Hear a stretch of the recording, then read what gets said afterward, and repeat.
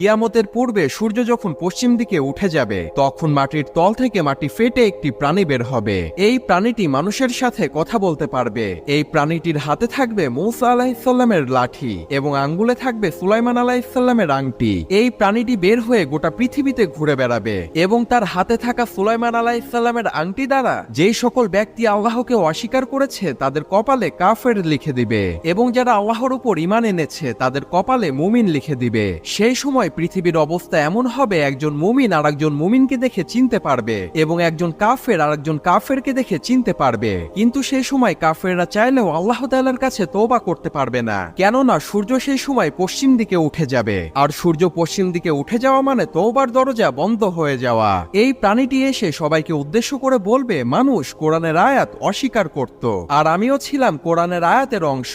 আজ আমি বের হয়ে এসেছি আর এই প্রাণীটির নাম হবে দাব্বাতুল আরদ।